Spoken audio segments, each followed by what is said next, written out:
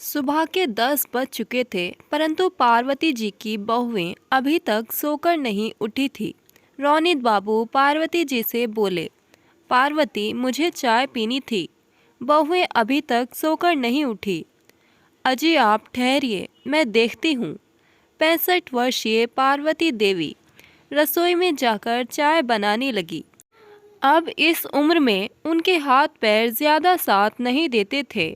हाथ पैर कांपने के कारण एक कांच की प्लेट नीचे गिरकर टूट गई। तभी उनकी बहू दौड़ते हुए रसोई में पहुंची। रौनीत बाबू सहम गए कि ना जाने पार्वती को बहू के कितनी खरी खोटी सुननी पड़ेगी। उसकी मजबूरी को भी ना समझेगी बहुएं। तभी बड़ी बहू निशा तमक कर बोली, माँ जी, आपसे थोड़ी देर बर्दाश्त नहीं होता क्या? सुबह ही जीभ लपलपाने लगी। इंतज़ार नहीं कर सकती थी क्या? मर तो नहीं जाती आप? अगर थोड़ी देर चाय ना पीती। इतनी महंगी प्लेट तोड़ दी। सुबह ही नुकसान करने पर तुल गई। अब शाम तक यही रहेगा आपका। बड़ी बहू के चिल्लाने की आवाज़ सुन दोनों बेटे भी बाहर आ पहुँचे। तब छोटा बेटा धीरज गुस्से में झल्लाते हुए बोला, क्या है माँ, आप लोगों को क्यों जीना मुश्किल कर रखा है? सुबह ही शुरू हो गई। सोचा था आज रविवार है, आज के दिन थोड़ा आराम कर लूँगा, पर मैं भूल गया था कि जहाँ आप जैसे माँ बाप होंगे वहाँ आराम तो हराम है। तभी रौनीत बाबू बहू बेटों को समझाते हुए बोले, बेटा, तुम्हारी माँ ने प्लेट जानबूझकर नहीं तोड़ी थी, उसके हाथ से फिसल गई। हम तुम्हें परेशान नहीं करना चाहते थे। मैं प्लेट की भरपाई कर दूंगा। इतना सुनते ही छोटी बहू तनु बड़ी ही बेशर्मी से बोली, तेवर तो देखो इनके, कैसे हीरो बन रहे हैं। उम्र का भी तो ज़रा सा लिहाज नहीं करते। बड़ा बेटा सूरज जो अभी तक चुप था, ज़ोर से गुस्से में लगभग दहाड़ते हुए बोला, चुप हो जाओ सब। सारा फैसला अभी करोगे क्या? छोड़ो भी ये सब, कहकर कमरे में सोने चला गया। उसके पीछे उसकी पत्नी निशा भी चली गई। ये देख छोटे बेटे बहू भी मुंह बनाकर कमरे की ओर चल दिए। रौनीत बाबू और पार्वती देवी के 2 बेटे 2 बहू थे। संयुक्त परिवार में सबका काम एक साथ ही था।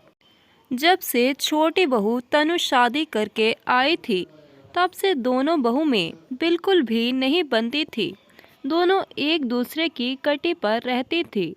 कई बार तो दोनों में रसोई में ही कुत्ते बिल्ली की तरह लड़ाई हो जाती, जिसका भुगतान बेचारे रौनीत बाबू और पार्वती जी को करना पड़ता। दोनों में से कोई भी दोनों दंपत्ति को खाना देने को राजी ना होती। कितनी बार तो दोनों दंपत्ति पूरे दिन ही ऐसे निकल देते। बहुएं खुद तो होटल से मंगाकर खा लेती और पति को भी होटल से खाकर आने की सलाह दे देती। बीच में पिस जाते बूढ़े माँ बाप। दोनों बेटे बहू को अपने बूढ़े माँ बाप से रत्ती भर भी फर्क नहीं पड़ता था।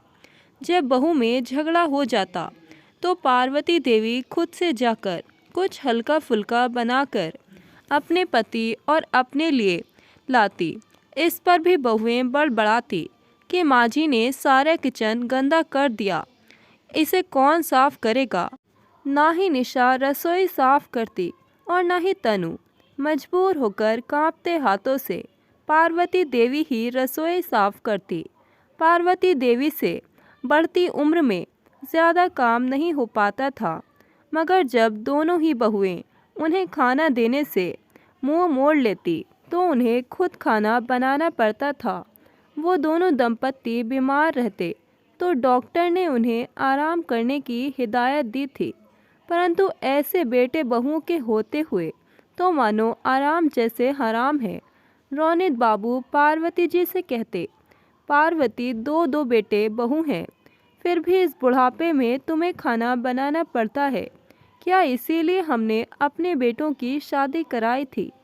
रौनीत बाबू और पार्वती देवी का ये संयुक्त परिवार था, जो उनके पुश्तैनी मकान में रहता था। रोनित बाबू और पार्वती देवी नीचे के कमरे में रहते थे और बेटे बहू ऊपर के कमरों में रहते थे। परंतु दोनों बहुएं आज़ादी से रहना चाहती थी, अलग रहना चाहती थी, जहां वो एक दूसरे का मुंह भी ना देख सके। दोनों को ही बाहर घूमना, होटल का खाना पसंद था। दोनों ही मुंह फटती।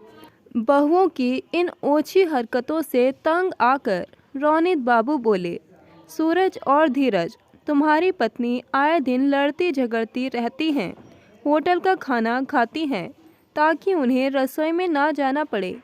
अगर दोनों बहुओं में आपस में नहीं बनती है तो आपस में काम बांट ले। सुबह में रसोई बड़ी बहू निशा संभाल ले और शाम में छोटी बहू तनु संभाल ले।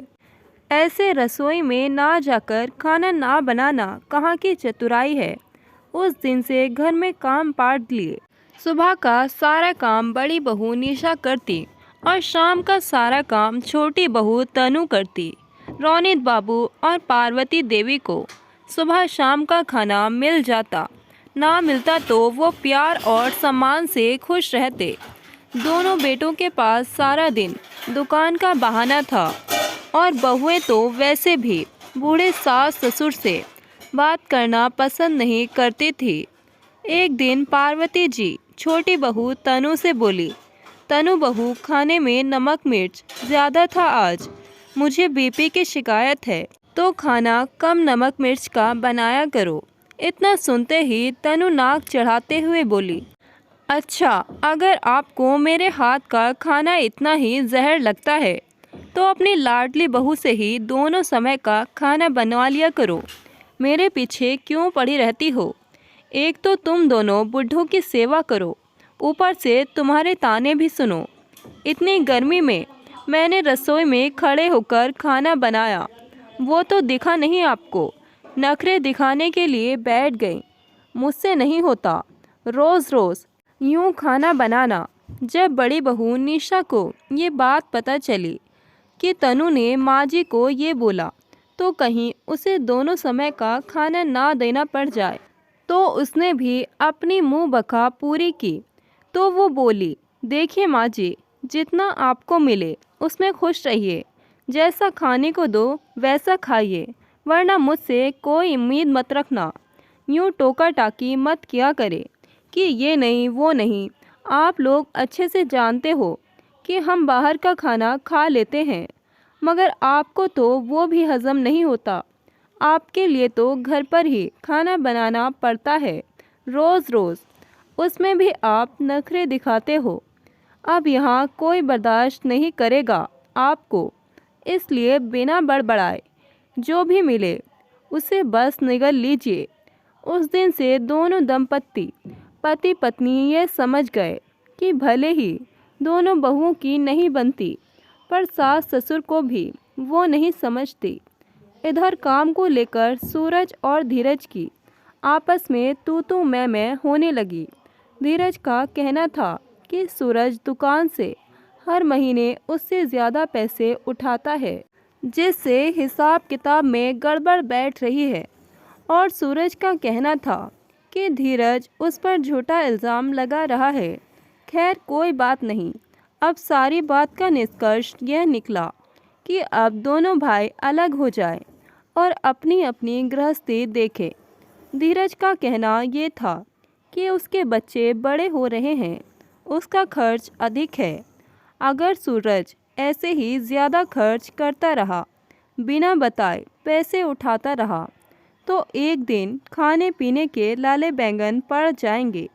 इसलिए अब बंटवारे में ही फ़ायदा है, ताकि हम अपने अपने पैसे बचा पाएँ। तब दोनों ने फैसला किया कि दुकान से जो पैसा आएगा उसे दोनों आधा आधा बांट लेंगे, और दोनों ने ही मिलकर घर का बंटवारा कर दिया। गांव से दूर शहर में उनका एक मकान था, उसे भी बांट लिया। पुश्तैनी मकान आया सूरज के हिस्से में और शहर वाला मकान धीरज के हिस्से में आया। ज़मीन जायदाद सब बट गए। ये देखकर दोनों बहुएं फूले नहीं समा रही थी। बड़ी बहू निशा अपने पति सूरज से बोली, मैं तो आपसे पहले ही बोल रही थी कि अलग हो जाते हैं। कैसे आपके छोटे भाई ने आप पर इल्ज़ाम लगा दिया चोरी का।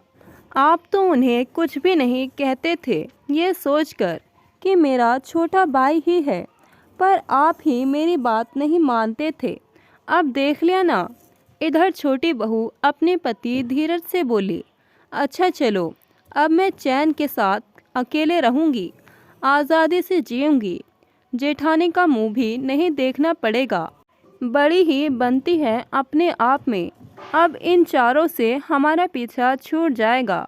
बंटवारे की खुशी में बेटे बहू तो जैसे अपने बूढ़े माँ बाप को भूल ही गए। रौनीत बाबू और पार्वती देवी चुपचाप बैठे सारा नज़ारा देख रहे थे और सोच रहे थे कि जो भी बेटा हमें अपने साथ रखेगा उसी के साथ रह लेंगे। तभी छोटी बहू तनु बोली, जेठ जी, सारी ज़मीन जायदाद का तो बंटवारा हो चुका, अब माँ पापा के बारे में भी सोचो।